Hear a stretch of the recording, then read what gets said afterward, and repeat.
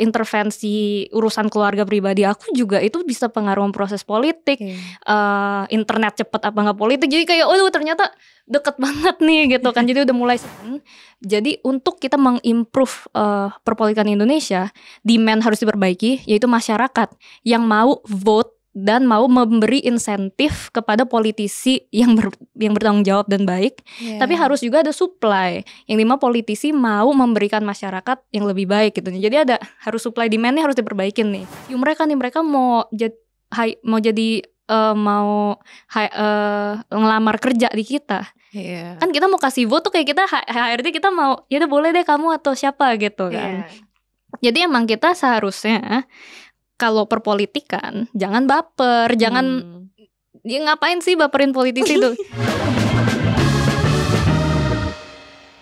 Hello everyone, welcome back to Tenggara Talk by Alia. Guys, di episode kali ini ada sosok Sri Kandi. Sosok Sri Kandi yang keren banget nih.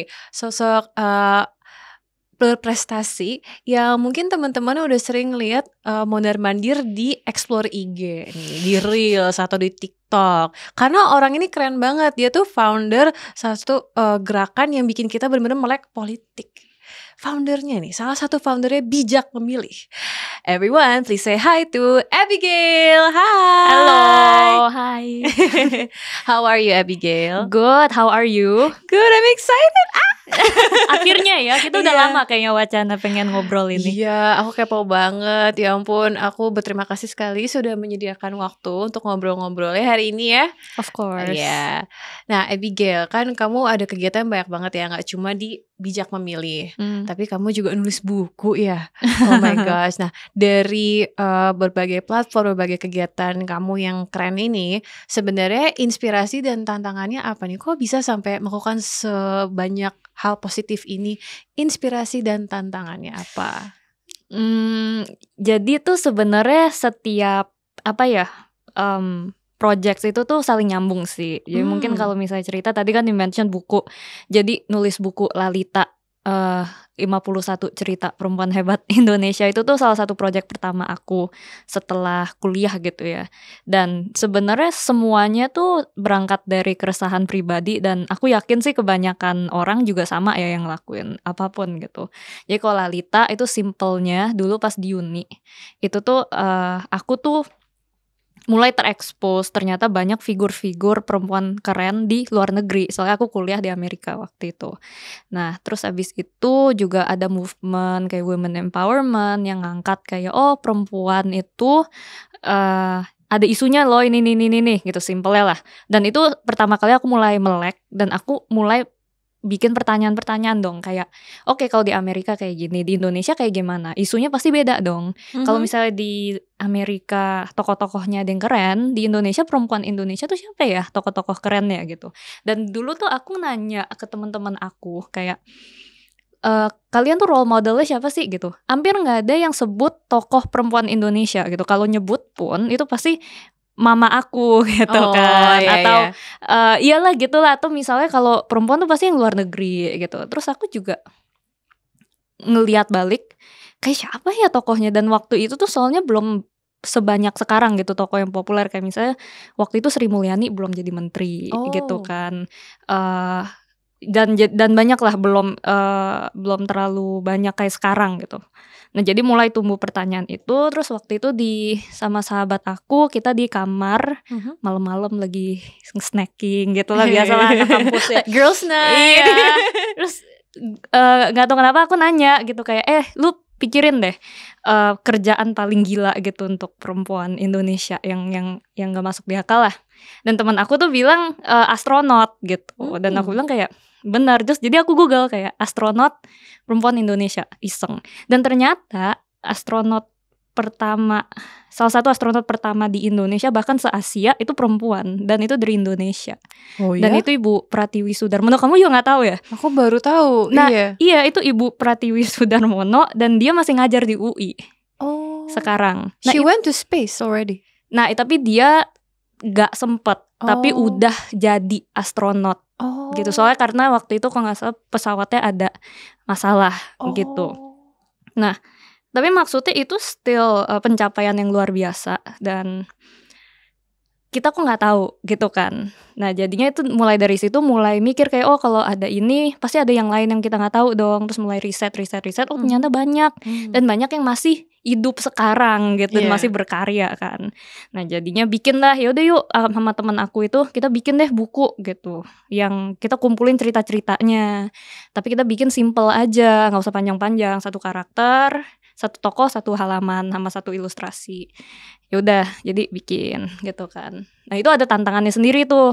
Aku bahasa Indonesianya belum begitu bagus, mau nulis buku bahasa Indonesia, nggak kenal siapa-siapa, mau wawancara tokoh-tokoh yang kebanyakan high profile. Nah itu tuh ceritanya panjang sendiri lah, tantangannya banyak banget gitu ya. Tapi yang bikin aku mau maju menurut aku 2. Yang pertama kegelisahan, keresahan yang pertama itu. Dan yang kedua itu adalah to a certain extent naivety juga sih, yang dimana aku nggak tahu akan sesusah apa nih. Untuk aku tuh kayak idenya bagus banget, harus gue pengen lihat ada buku ini gitu. Udah gue tulis, tapi gue nggak tahu ternyata susahnya ada A, B, C, D gitu lah. Tapi begitu udah masuk ketahuan tantangannya udah nyebur, jadi nggak bisa cabut gitu kan. Nah itu jadi 2 itu. Nah selama bikin buku itu salah satu tokoh yang aku wawancara itu Faye Simanjuntak kan. Oh yeah, I've heard of her. Yeah. Dia kan aktivis perdagang child trafficking. Iya. Dan itu dia masih muda. Rumah Faye bukan? Rumah Faye, yes. Nah abis itu aku wawancara untuk buku Lalita. Terus kita jadi temenan di IG, bla bla. Terus as time goes by, adalah mulai pergejolakan politik gitu kan. Dan di situ aku udah mulai lebih aware tentang politik tuh, karena aku ada wawancara Bu Sri Mulyani, Bu Susi Pujiastuti, Bu Retno Marsudi, Grace Natali, Meutia Hafid, banyak lah yang orang-orang yang bergerak dalam politik waktu itu. Dan di situ mulai paham kayak oh iya gila ya, ternyata politik tuh nggak abstrak, hal yang jauh yang cuman bapak-bapak tua meeting aja gitu. Terus habis itu ya udah mereka meeting aja nggak ada dampaknya ke aku gitu. Ternyata ada nih gitu. Ternyata wah aku bisa ada konser apa nggak di Indonesia tuh mereka yang nentuin gitu kan. Iya, bener. Wah ternyata makanan favorit aku di Bima Mahal itu juga ada pengaruh mereka gitu. Bener. Terus wah mereka boleh intervensi urusan keluarga pribadi aku juga itu bisa pengaruh proses politik. Internet cepet apa nggak politik, jadi kayak ternyata deket banget nih gitu kan. Jadi udah mulai sedikit sadar lah. Nah habis itu ada yang 2019 reformasi di korupsi itu. Nah di situ tuh tentang RKUHP, habis itu RUU KPK, habis itu RUU PKS gitu. Jadi ada banyak lah. Nah di situ kan aku kayak wah penting, tapi aku ngelihat banyak teman-teman aku yang tumbuh besar kayak aku ya, kuliah di luar negeri, secara internasional lah, itu tuh nggak paham. Mereka nggak sadar, mereka tuh kayak ngapain sih demo-demo gitu. Iya, kayak karena ini di luar apaan negeri sih? kalau demo tuh juga semua tuh kayak jelas alasannya kenapa, dan kayak orang tuh langsung tahu, atau something yang kayak udah parah banget jadinya demo gitu. Jadi kayak kalau dengan ini kenapa demo terus, jadi bingung ya, kayak literasinya kurang ya waktu itu ya. Iya sebenarnya menarik tuh, jadi mereka waktu itu kan apa sih demo-demo RKUHP nih apa bla bla gitu, tapi at the same time itu berdekatan sama kejadian yang George Floyd BLM ya. BLM. Nah soal George Floyd BLM, sahabat-sahabat aku tuh pada speak out semua. Itu kan isu sosial politik.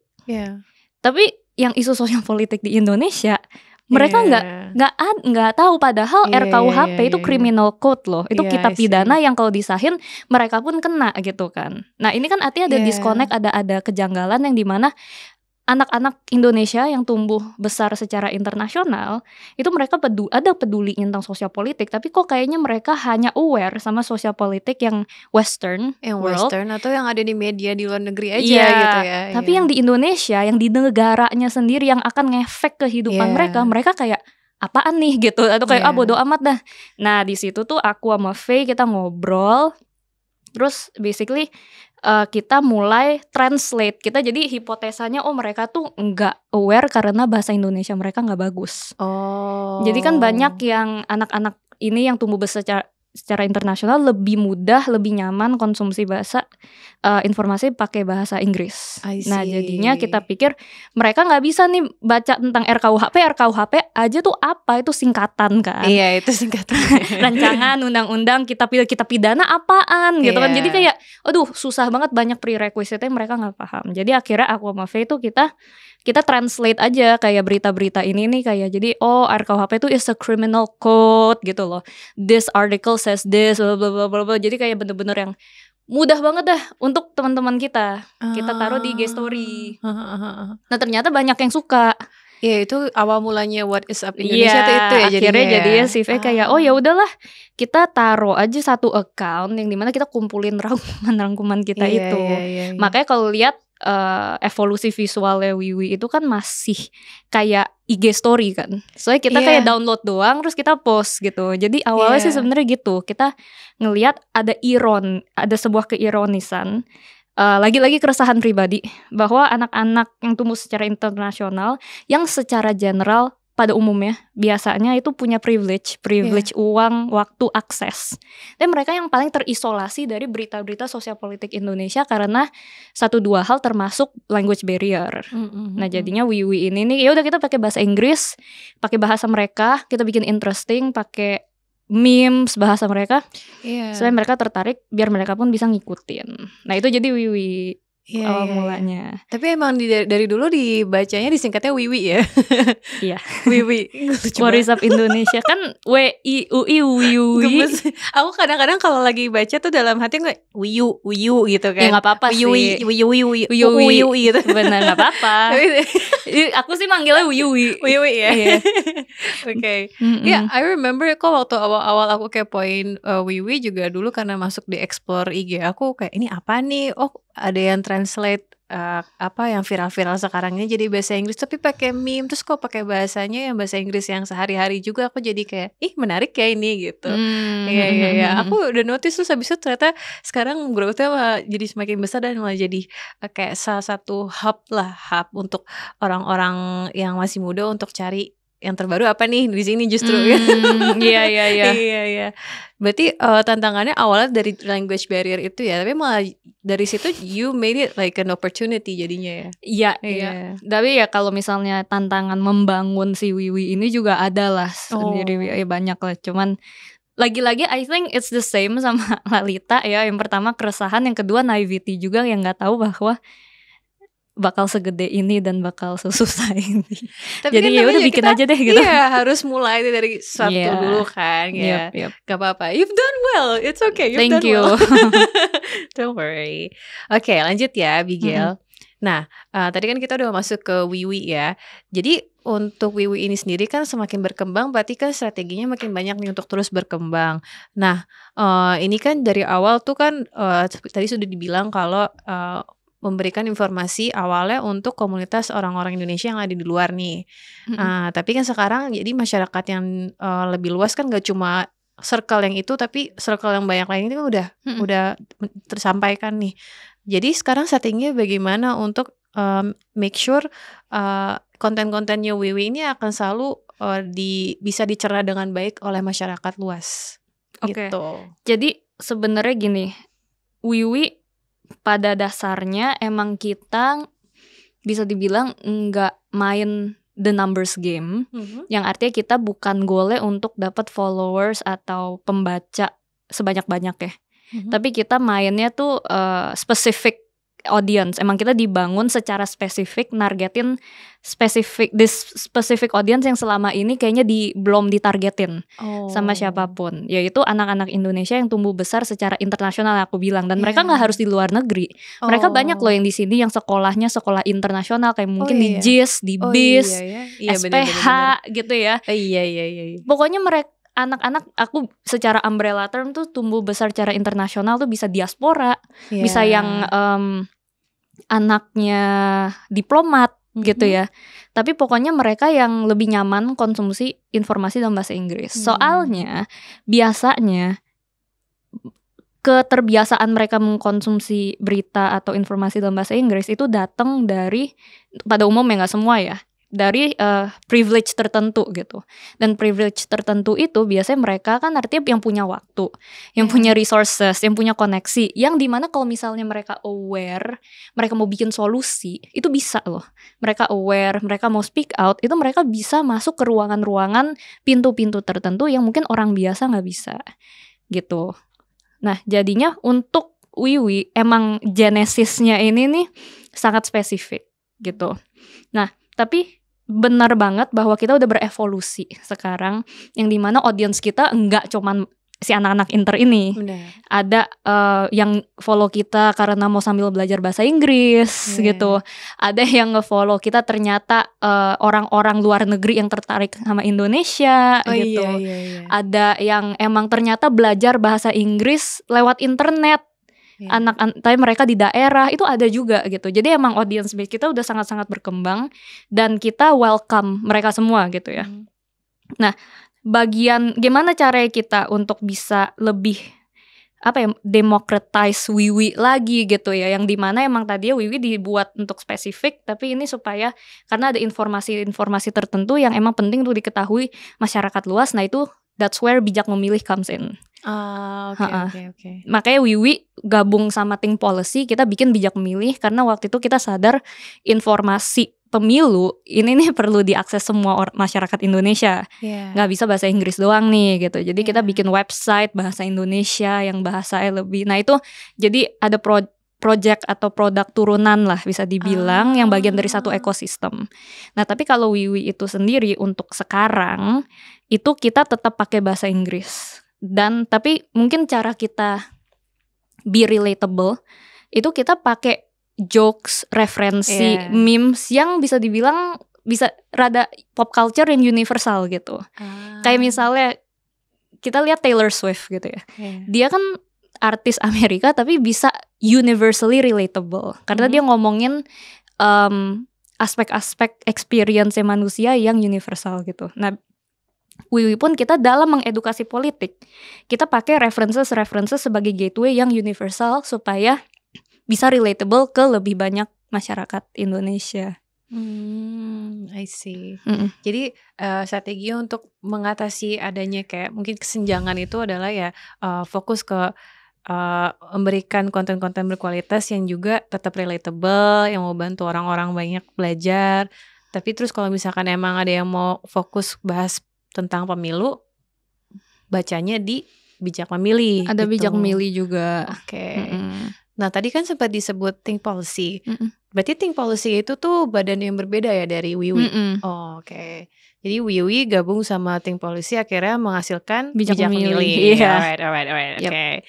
Nah terus harapannya Abigail gimana terhadap nih perannya bijak memilih nih, harapannya gimana? Karena kan ini udah lewat nih pemilu. Kemarin bijak memilih udah perkembangannya bagus banget sampai bisa mengedukasi banyak orang untuk ayo jangan sampai golput. Terus habis itu kenali caleg-calegnya kalian. Sampai di website-nya tuh heboh banget kan ada partai-partai yang isinya tuh mengusung calon mana nih yang dulu pernah jadi mantan narapidana. Itu ada semuanya di website ya bijak memilih. Nah itu kan udah lewat nih pemilu nih, kita semua udah nyoblos. Kemudian sekarang apa perannya? What's next? Ya, jadi mungkin koreksi dikit, bijak memilih tuh kita message-nya bukan jangan golput sih. Okay. Cuman kita kayak pilih bijak memilih.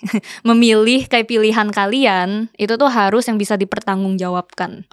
Gitu. Jadi aku secara personal mikir aku akan lebih respect orang yang golput, tapi dia golputnya setelah riset dan dia putusin kayaknya pilihan terbaik untuk conscience gue ini gue golput, daripada yang milih tapi asal milih karena ganteng nih gitu. Jadi maksudnya lebih ke situ. Iya. Karena menurut aku it's not about golput gak golput, tapi tentang kita pilihan kita ini nih berdasarkan data dan informasi berkualitas apa enggak, dan bisa kita pertanggungjawabin apa enggak gitu. Nah itu jadi bijak memilih lebih ke sana. Nah jadi di bijak memilih ini kan kita dari awal diberdiriin ya, kita nggak bilang bijak memilih ini solusi, tapi kita bilang bijak memilih ini eksperimen. Yang dimana aku, Afu, dan semua yang di balik bijak memilih yaitu anak-anak Think Policy dan Wiwi, kita punya hipotesa gitu, yang dimana untuk bisa bikin perpolitikan Indonesia ini lebih baik, itu tuh kita ada masalah A, B, C, D. Kayak misalnya masalah pertama itu tuh banyak orang yang apatis atau frustrasi sama politik karena pertama informasi berkualitas itu susah untuk didapetin, kurang aksesibel.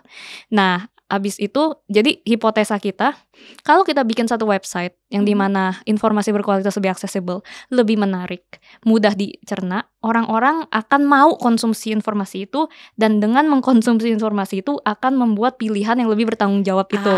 Iya. Nah, jadi ini eksperimen. Kita lihat nih, kita bereksperimen, kita berkampanye ini kan. Dan abis itu kita dapat data, kita evaluasi.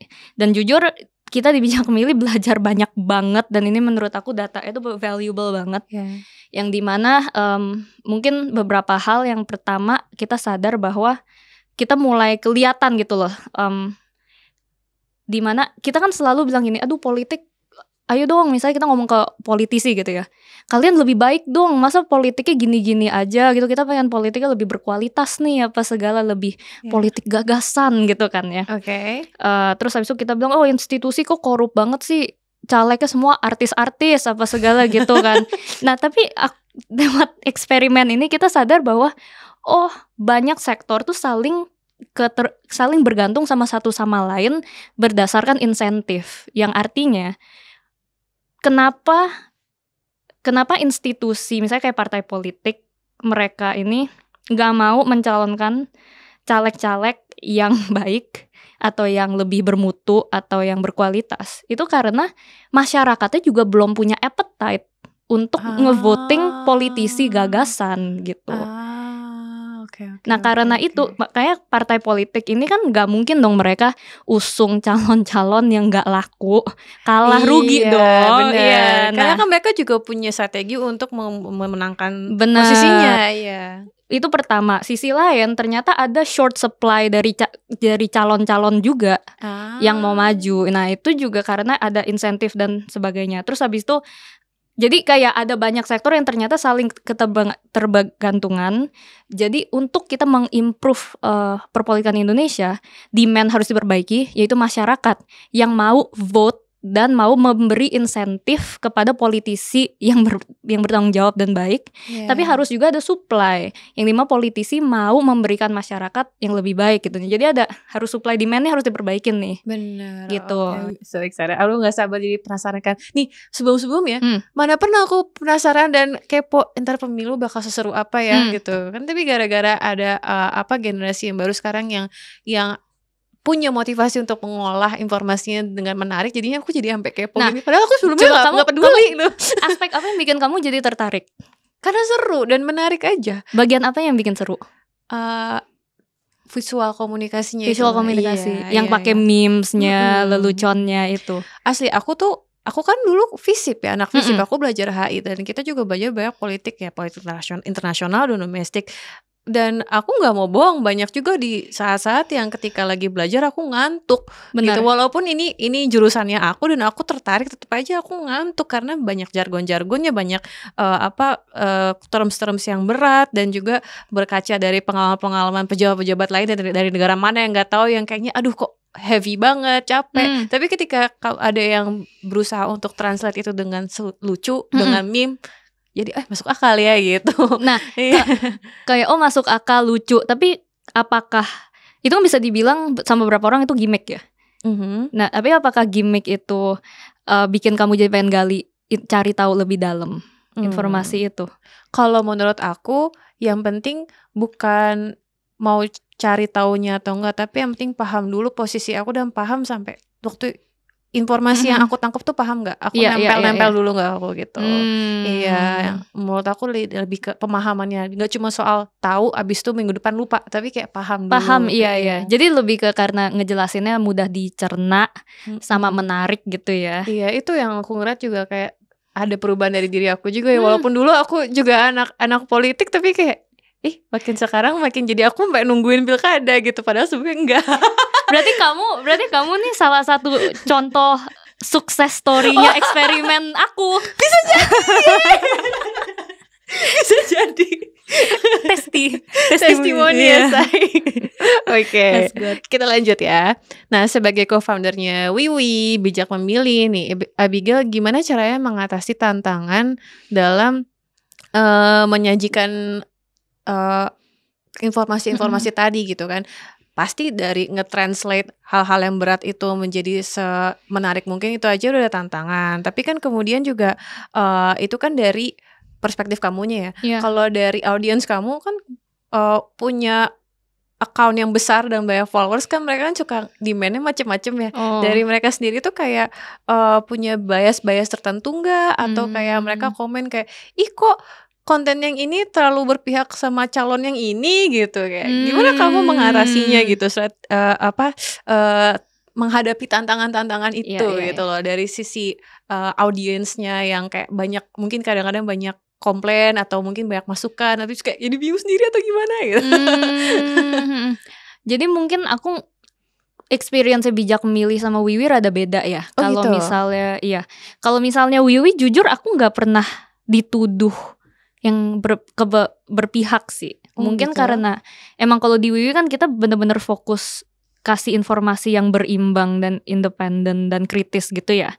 Nah, tapi yang sering, jadi kita make sure juga dengan kualitas penulisannya Wiwi itu sangat-sangat ketat lah ya, dan serius, we take it very seriously. Kualitas penulisannya, makanya kontennya suka lama keluarnya. Gitu. Iya, dan itu jujur nyari orang yang bisa pertama paham, kedua kritis, ketiga bisa nyampeinnya dengan bahasa yang mudah, dan bahkan kasih references yang oke, itu susah banget gitu. Jadi aku emang bersyukur banget udah ketemu beberapa orang yang talented banget ya menurut aku, dan mereka tuh kalau di Wiwi nggak semuanya backgroundnya politik gitu, ada yang backgroundnya physicist, abis itu ada yang backgroundnya cyber security apa segala, cuman mereka tuh yang penting kan bisa punya basis critical thinkingnya yang bagus, dan ya ada talent itunya lah. Nah, di Wiwi kita cara bikin informasi berimbang juga kita ada, kayak misalnya satu post nggak bisa dipegang sama satu orang doang gitu, pasti ada yang nulis satu, habis itu ada diedit sama siapa biar kayak mengurangi kebiasan juga gitu kan. Terus ada beberapa layer editorialnya, dan kita juga semuanya harus ada sumber yang jelas dan sebagainya gitu. Jadi kalau misalnya di Wiwi sih nggak terlalu nggak pernah dituduh keberpihakan gitu sih. Kalau misalnya di Bijak Memilih itu juga nggak terlalu. Tapi gini, jadi pas di Bijak Memilih tuh aku sama Afu gitu dan sebagainya tuh, atau Bijak Memilih juga ada lah pasti yang nuduh, oh buzzer ini nih gitu, atau ini buzzer ini nih, tapi dapat 3-3-nya gitu. Gitu. Iya, jadi aku 1, 2, 3 dapat gitu. Nah itu justru aku kayak, wah ini artinya netral ini informasinya. Semua buzzer nyerangnya. Iya, aku tuh jadi kayak intinya bukannya jangan sampai ada yang nuduh buzzer kalau di Bijak Memilih, kita dituduh semuanya gitu. Itu artinya kita beneran udah ngasih informasi berimbang. Dan itu terjadi gitu. Aku akhirnya kayak pas udah dapet 3-3 aku tweet waktu itu, Pokemonnya udah lengkap nih gitu. Ternyata saja Pokemon dong.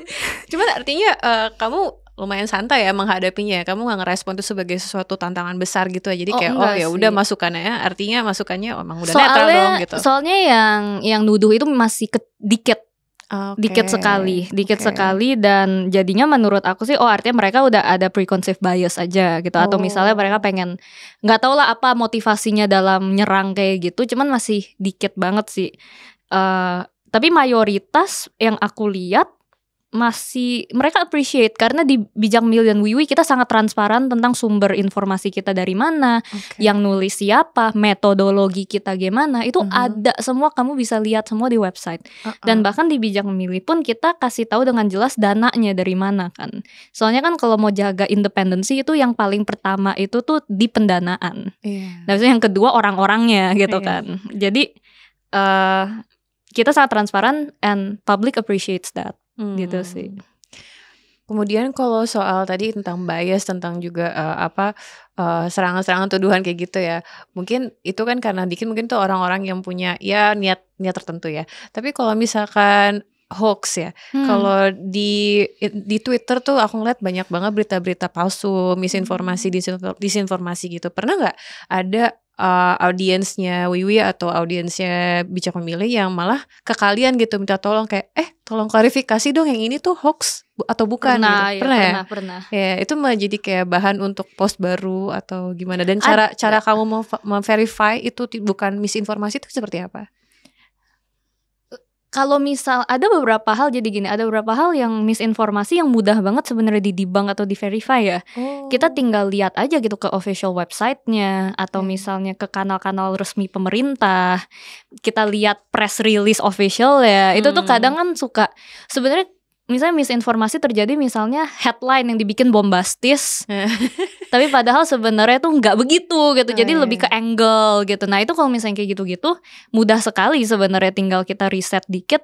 Oh, nuansa kelihatan nih gitu. Tapi kalau misalnya yang belum bisa di-verify, yang artinya informasi itu nggak publicly available, ya itu kita nggak sentuh. Ya karena kita bukan pemerintah juga, kita nggak bisa tahu gitu kan. Jadi yang biasa Wiwi lakuin itu kita bilang kalau belum ada informasi di kanal-kanal resminya jangan percaya. Dan aku selalu bilang sikap kita itu harusnya anggap semuanya bohong sampai terbukti benar, baru kita percaya gitu. Mungkin kebanyakan kita kebalik ya, ngelihat percaya sampai dibukti bohong. Nah ini balik aja, di zaman sosmed tuh kita anggap semua bohong aja. That's interesting. Sampai terverifikasi baru kita bisa di-share deh gitu kan. I see. That's interesting. Kalau aku malah kebayanginnya kayak kalau orang pacaran, si pacarnya bilang A, B, C, D, kamu bohong ya, bohong gitu. Akhirnya aku verify dulu. Enggak, malah gini, kayak itu mungkin analoginya lebih tepat kalau misalnya kita ketemu orang baru. Oh iya. Kita kalau ketemu orang baru kan pasti ada orang yang asumsinya nih orang bisa terpercaya sampai dia buktiin salah. Tapi ada orang yang lebih guarded, misalnya kayak aku gitu. Aku kalau tiap kali ketemu orang baru pasti asumsinya harus jaga jarak dulu nih sampai itu orang bisa buktiin bahwa dia terpercaya dong. Baru abis itu kayak masih bisa lebih dekat. Nah, kita sama informasi itu tuh kayak ketemu orang baru aja gitu. Oke. Jadinya bisa dilihat ya kalau konten-konten di Wiwi sama di Bijak Memilih tuh makanya kontennya terjaga kualitasnya karena strategi seperti itu ya, bisa untuk meminimalisir adanya misinformasi gitu ya. I see. Oke, sekarang aku pengen mengajak Abigail untuk bahas lebih jauh tentang pemilu 2024. Tanggapannya Abigail secara pribadi nih ya, opini pribadi. Kan akhir-akhir ini ada banyak dugaan kecurangan nih. Nah, menurut Abigail gimana dampaknya terhadap integritas dan kepercayaan masyarakat nih terhadap sistem demokrasi kita? Ini kira-kira tuh bakal bikin Abigail tambah pesimis kah sama politik Indonesia, atau Abigail punya pemikiran lain? What do you think? Iya, jadi lagi-lagi ini kan dugaan kecurangan ya, yang dimana kayak tadi tuh aku bilang, aku sih nunggu ada verifikasi resminya dan sebagainya. Selama ini masih dugaan, aku nggak mau bikin asumsi atau apa-apa gitu. Tapi tadi poin yang bagus bahwa ada efeknya terhadap level kepercayaan publik terhadap integritas institusi dan public trust terhadap institusi negara. Itu tuh salah satu pilar yang penting banget untuk demokrasi berjalan kan. Iya. Yang dimana kayak kalau misalnya negara nih publiknya kagak percaya sama semua institusi pemerintah, ya pemerintah mau kasih regulasi bagus jelek tetap ditentang pasti. Soalnya udah nggak percaya, akhirnya nggak bisa maju-maju gitu. Nah ini makanya sebenarnya kepercayaan di level sehat itu tuh perlu gitu. Dan dugaan kecurangan atau bahkan kecurangan yang beneran gitu, atau tindak-tindakan korupsi itu tuh sangat merugikan negara, bukan hanya dalam level ekonomi tapi dalam level ini, public trust ini. Aku waktu itu pernah baca, aku lupa siapa yang bilang, dia bilang praktik korupsi, dan korupsi ini kan bisa dibilang korupsi uang atau kecurangan, itu korupsi lah ya. Jadi praktek korupsi ini nih merugiin negara bukan hanya dalam sisi finansial, infrastruktur, neraca yang gak bisa dibalikin, tapi negara kehilangan idealisme, kepercayaan, dan optimisme anak-anak mudanya yang sebenarnya itu modal terbesar negara. Dan ini makanya menurut aku sangat-sangat, aku suka lumayan bilang sangat-sangat ironis, bukan ironis ya mungkin bisa dibilang ironis. Banyak pejabat dan aktor negara yang bilang kayak anak muda nih zaman sekarang apatis ya, tidak peduli politik, bla bla bla bla bla. Tapi masih banyak dari mereka yang melakukan tindak korupsi. Tapi masih banyak dari mereka yang nggak mau ngedengerin masukan anak muda gitu. Itu kan sama aja kayak, jadi kayak negara Indonesia ngirim mixed signal gitu, kayak ayo dong kamu kritis, tapi saya nggak mau berubah. Gitu. Giliran kita udah kritisin malah tetap gitu. Nah jadinya aku selalu bilang kayak apatisme itu nggak bisa hanya disalahin sama mereka yang merasa apatis. Responsibility juga ada ke objek apatisme mereka gitu. Pasti ada alasan kenapa mereka apatis gitu. Dan dalam mengkombat apatisme, bener bahwa anak muda emang nggak bisa nunggu keadaan ideal baru peduli gitu. Itu nggak bisa. Tapi at the same time harus ada level akuntabilitas dan responsibility ke pejabat publik juga yang mungkin sudah melakukan hal-hal yang bikin anak muda jadi kayak nggak percaya gitu kan. Iya. Tapi kan ini kan dugaan kecurangan ini kan masih lagi proses dibuktikan ya. Ini benar atau enggaknya. Cuman dengan munculnya ada berita dugaan ini pun aja, menurut Abigail apakah udah keburu harming the trust already? Menurut aku iya. Ya, udah keburu. Tapi gini, bukan artinya kita seharusnya tidak beritakan. Menurut aku seharusnya ideal ya, masyarakat negara demokrasi yang sehat dan kritis itu harusnya paham gitu bahwa kalau misalnya baru dugaan artinya nggak boleh percaya 100% dulu nih. Terus habis itu juga kalau walaupun ada flaw misalnya di sini, tapi untuk kita jadi lebih baik itu bukan dengan kita jadi pesimis dan apatis, tapi ada langkah-langkah lain gitu. Jadi lebih ke tapi bukan solusinya ya udah jangan diberitain dong harusnya gitu. Ya. Jadi lebih ke anak muda harus sering-sering banyak-banyak baca dan perbanyak literasi politiknya supaya jangan sampai langsung tiba-tiba gampang kecewa terus habis itu malah jadi gak mau ini lagi ya, gak mau aktif di politik lagi gitu ya. Kayak kita ikutin aja dulu, tenang, tetap baca, tetap consume every education. Benar, tapi maksudnya juga kalau mereka kecewa bla bla bla dan sebagainya itu sangat valid gitu ya menurut aku. Aku nggak bilang, sama aja kayak kita tumbuh dewasa ya, aku ngelihatnya yang dimana dengan ada social media dan dengan kita lebih aware sama politik, itu kan kita jadi lebih sadar akan banyak masalah ya sebenarnya. Ada solusi, ada juga, cuman jadi kesadaran kita terhadap challenges dan permasalahan dunia tuh jadi semakin luas. Itu sama aja kayak anak kecil yang misalnya tumbuh jadi dewasa. Yang dulu kalau kecil kita kan mungkin mikirinnya aduh sepeda aku rusak, atau misalnya beli ciki terus mainan yang dipengenin nggak dapat misalnya, nggak tahu apalah gitu ya. Atau beli ciki isinya cuma dikit gitu. Benar, dibohongin gitu ya. Nah tapi semakin kita dewasa kan harus mikirin bayar kos, harus mikirin cicilan rumah misalnya, atau bayar wifi. Jadi masalah makin banyak gitu. Tapi kan solusinya apa? Bukannya udah nggak mau mikirin masalah-masalah dewasa lah, aku pengen jadi anak kecil aja terus, kan enggak. Tapi kita jadi lebih mature aja dalam menghadapinya. Ini sama juga sebagai warga di negara demokrasi yang semakin sadar akan politik sih aku lihat ya. Nah banyak yang makin sadar juga kan, nggak cuma kita ngomongin Gen Z ya. Aku ngeliat Gen Z ini kan ada yang udah Gen Z yang tua, ada Gen Z yang muda, terus udah masuk kita ngomongin ke Gen Alpha juga nih. Gen Alpha juga udah mulai ada apa sih nih di politik, kenapa sih ribut-ribut pas pemilu ini gitu.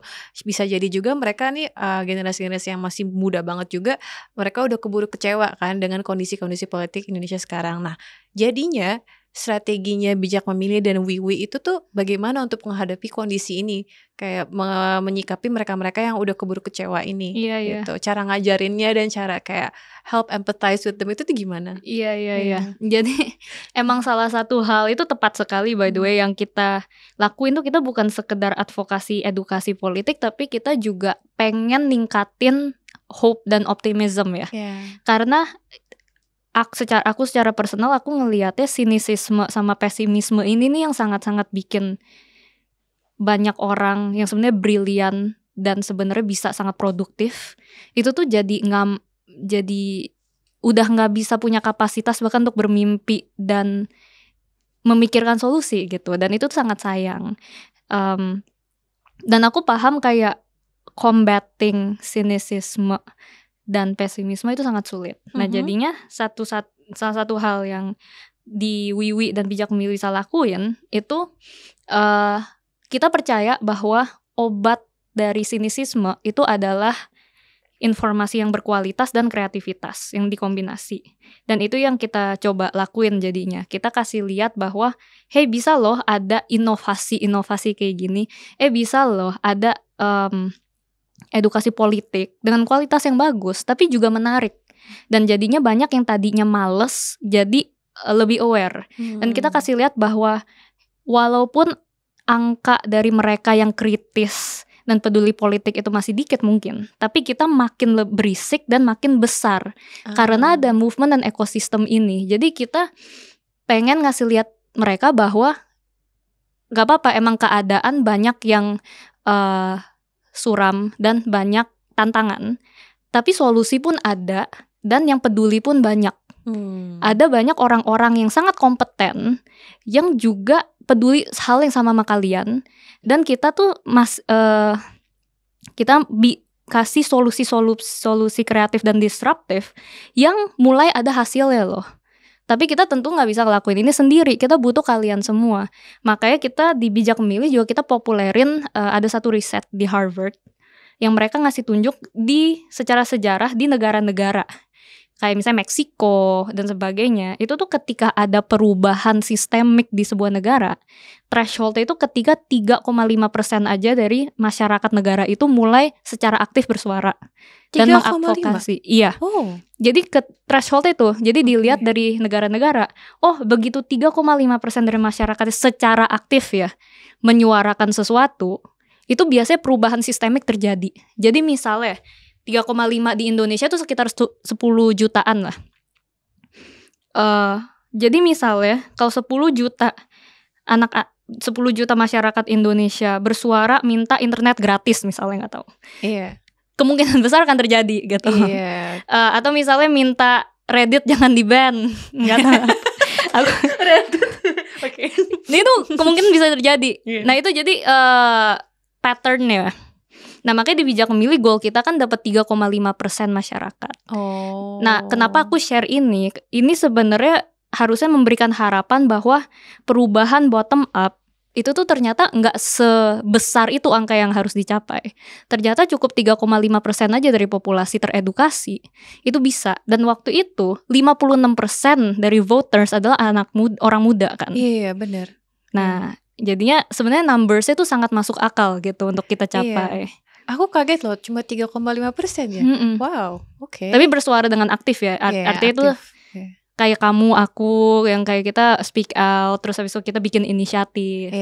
Berarti mungkin kalau untuk bisa ada 3,5% yang aktif, kita harus engage 10-15%. Benar. Gitu. Jadi emang numbersnya mungkin awareness harus lebih gede, nanti akan ada 3,5% yang aktif gitu. PR-nya tetap banyak, tapi aku juga kaget ternyata angkanya based on research secara kuantitatif segitu ya. Benar. Oke. Tadi kan soal yang pesimisme itu ya. Nah, aku mau kerucutin lagi soal pesimisme ya. Tapi ini lebih kayak agak rada lawak dikit ya. Aku ngelihat di TikTok, kan aku kan lumayan aktif di TikTok ya, scrolling di TikTok terus gitu. Sedih deh, di US kayaknya TikTok bakal di-ban deh.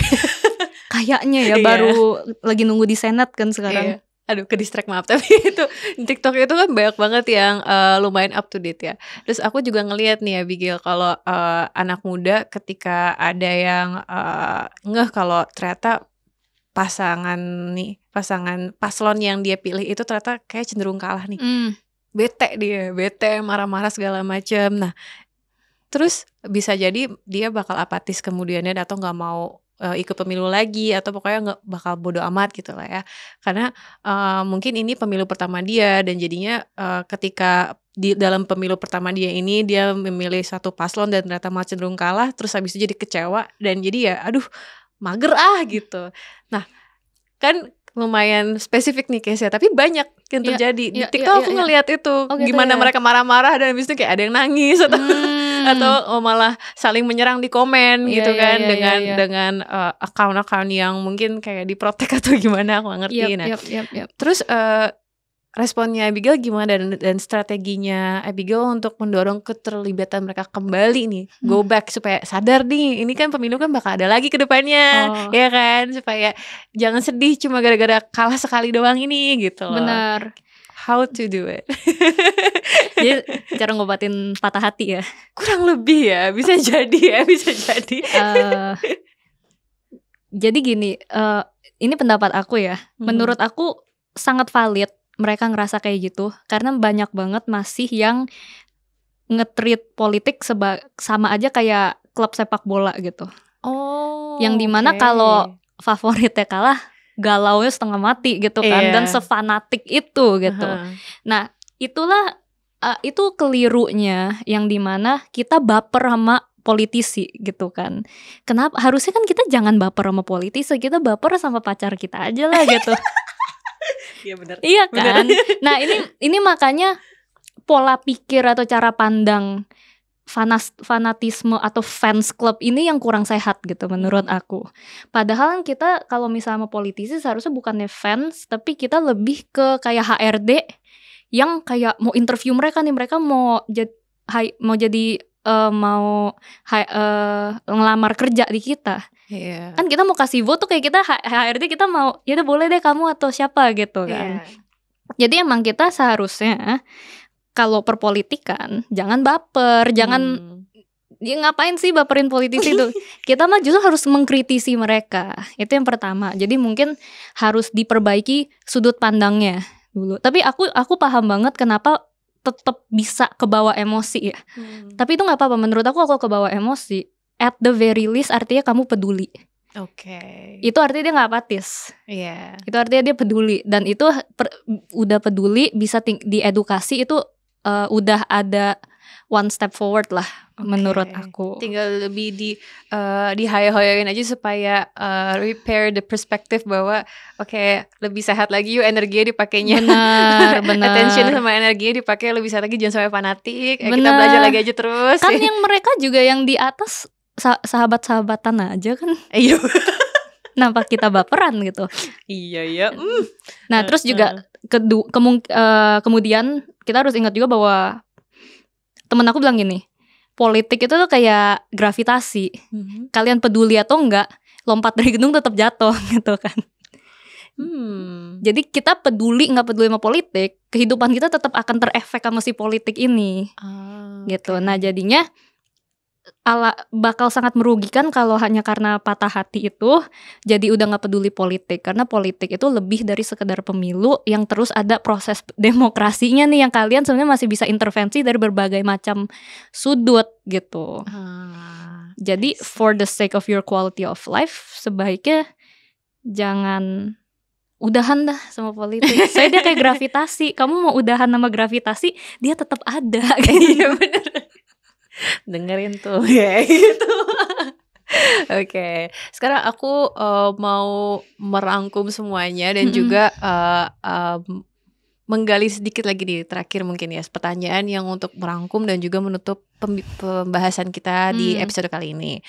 Aku pengen denger saran dan juga harapannya Abigail, tapi yang ditujukan ke siapapun presiden yang akan terpilih nanti. Ya, kita kan masih proses, belum tahu nih siapa yang menang, tapi kan udah semakin mendekat untuk tahu presidennya bakal benar-benar terpilih dan bakal jadi pemimpin baru kita siapa. So, apakah ada topik tertentu nih yang Abigail benar-benar passionate banget, kayak mungkin maybe stunting atau isu perempuan atau isu apa gitu kayak yang pengen disampaikan? Siapa tahu kan presidennya itu dengerin lagi nonton podcastnya gitu kan, siapa tahu lagi nonton juga. Ada nggak sih harapannya dan sarannya yang mau disampaikan ke beliau dari Abigail? Aku sih mungkin lebih general ya, yang dimana aku harap pada waktu beliau nge-assembly kabinetnya, karena kan memimpin negara itu tuh bukannya selalu kerja kelompok ya, bukan cuman dia seorang diri gitu. Jadi itu kita berhasil atau enggak pemerintahan itu tergantung si kelompoknya ini siapa aja, nggak cuman tergantung satu orang kan. Nah jadi aku harap dalam dia mengumpulin kelompoknya ini itu bisa berbasis kompetensi, bukannya hanya power atau popularity. Dan abis itu yang kedua, aku pengen sama kayak konsep bijak milih yang aku bilang tadi, aku pengen sebaiknya apapun itu keputusan atau policy, sebaiknya dibuat berdasarkan data berkualitas yang bisa dipertanggungjawabkan dengan baik. Gitu, bukannya sekedar karena ini populer sama masyarakat atau populist move atau apa gitu, sebaiknya jangan. Dan mungkin kalau sektor yang paling aku concern itu edukasi ya, karena menurut aku itu salah satu hal yang bakal bisa pengaruhin banget yang tadi aku mention di awal. Demand masyarakat pengen politisi macam apa, itu tuh ada kuncinya di edukasi sih. Dan aku di Wiwi Bijak Memilih gak bisa menggantikan pendidikan formal. Iya benar. Nggak bisa. Ini kita harusnya jadi suplemen.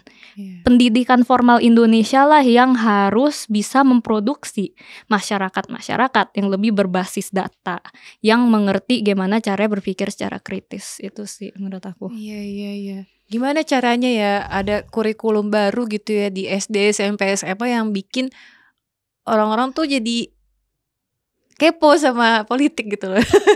Di kurikulumnya gitu loh. Aku inget banget kok dulu waktu pas SMP SMA tiap kali belajar IPS atau PPKN, males gitu. Kenapa males? Kurikulumnya atau guru ya? Dua-duanya. Kalau pengalaman pribadi, iya. Tapi bener aku setuju. Kayaknya yang paling urgent ya pendidikannya itu ya, supaya anak muda kita ke depannya itu juga semakin tertarik, juga semakin paham gitu loh. Kalau ini tuh penting untuk dipelajari terus. Benar. Ya kan? Tapi tentunya emang aku ini kan kalau dipilih satu ya, dan tentunya kayak pendidikan sangat-sangat berdekatan dengan kesehatan, sangat-sangat berdekatan dengan kesetaraan dan sebagainya gitu. Tapi emang menurut aku sektor pendidikan ini salah satu kunci ya sih. I see. Semoga didengerin tuh ya. Oke. Anything else that you want to say? Ada lagi untuk udah kayaknya ya. Udah lengkap ya. Sudah. Oke, kalau gitu makasih banyak ya Abigail udah mau sharing-sharing hari ini. Thank you so much udah memuaskan kekepoannya aku di banyak hal.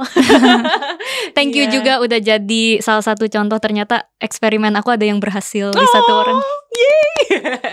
Iya, semoga sukses terus untuk Bijak Memilih, untuk Wiwi dan juga Think Policy juga ya kan. Iya, yang partnernya. Iya. I'm looking forward, semoga nanti lancar dan ditunggu juga gebrakan-gebrakannya untuk terus mewarnai pendidikan masyarakat dalam pilkada ya kan November ini. Iya, makasih. Oke, thank you so much. Alright, kalau gitu teman-teman yang udah nonton sampai detik ini juga, kamu belum subscribe? Ih parah. Subscribe dong. Udah sampai detik ini masa belum subscribe? Jangan lupa ya di like dan subscribe. Follow juga Wiwi, follow Bijak Memilih.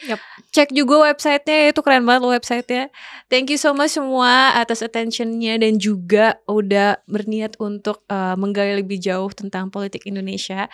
Nantikan terus ya episode terbaru dari Tenggara Talk. Bye-bye. Bye-bye.